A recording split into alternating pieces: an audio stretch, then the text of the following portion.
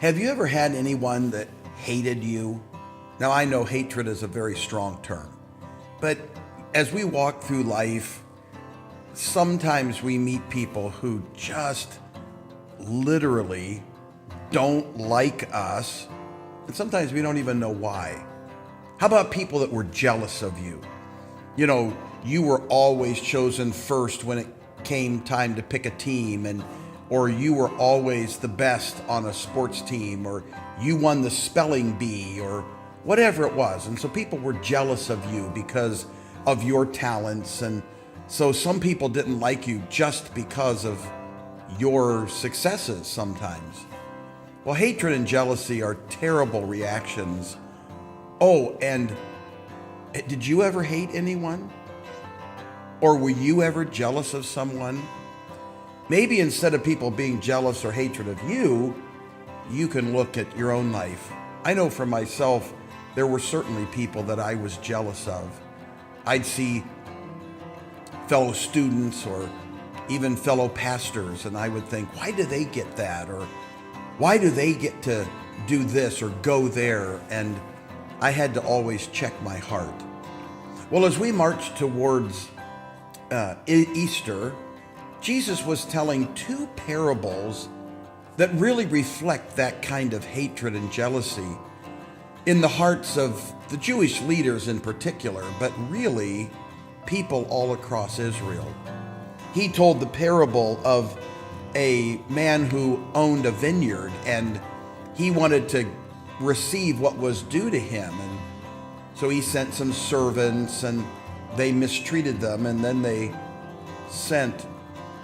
he sent his son, and they killed him.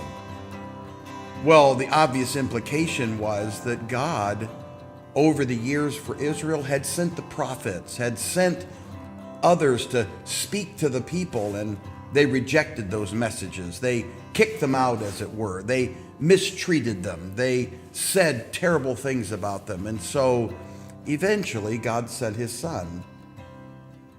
Well, we all know what's going to happen to Jesus. Just 2 days from this event, he will be killed on the cross. The people of his day thought they could get rid of him. They hated Jesus. They were jealous of his success. They were jealous of his popularity. They didn't like it at all. And so rather than just reject the message, they killed the messenger. Well, Jesus told that story that you're probably familiar with too, about a wedding feast. And there were some people invited and they didn't come, and they had other things to do. And so they sent out the servants to go find anybody they could. And I grew up with the little phrase, they go to the highways and byways and compel them to come in, until eventually there were people that were at the wedding feast, but there were many who never came because they found other things to do. Easter becomes a very busy season. Just like Christmas, we get caught up in the buying and the selling, and we get caught up in the preparation, and sometimes we forget what Christmas is. I'm afraid Easter has become the same kind of thing. We get so caught up in preparation. Women sometimes get very caught up in what should we have for Easter dinner. Sometimes parents are too interested in coloring eggs or going and getting the right chocolate. Now, trust me, I like hard-boiled eggs and I enjoy Easter chocolate as much as anybody else, but if that becomes my focus, if I forget what Easter's all about, then I'm the loser.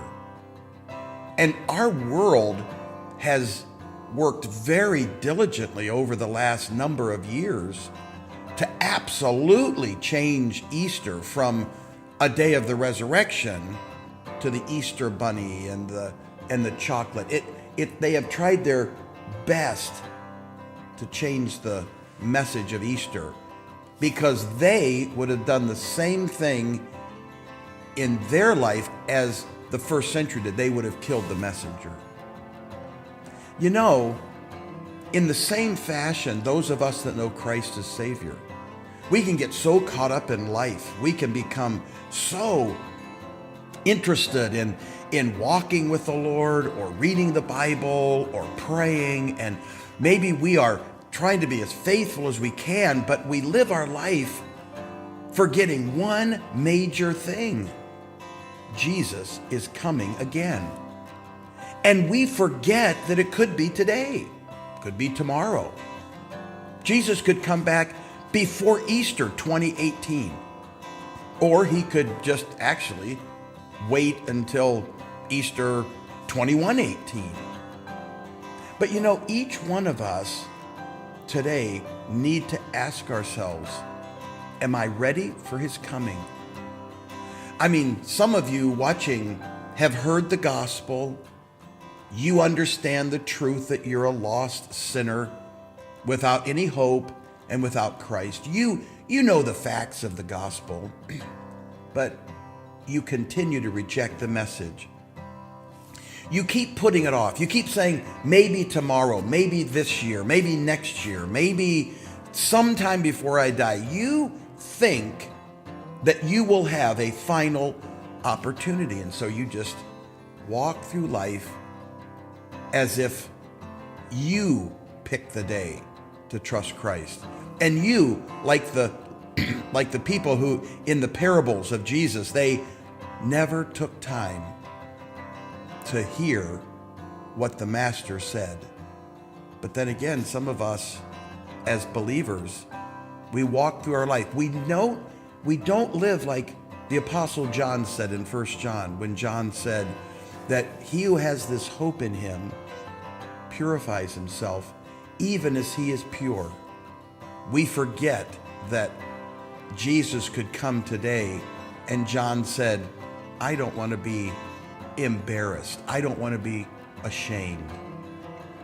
So today, I want you to ask yourself the question, are you ready for the return of Jesus? Our hope is that he could come today.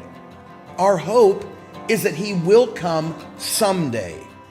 And for you and for me, that's our hope. And we need to live in light of his coming.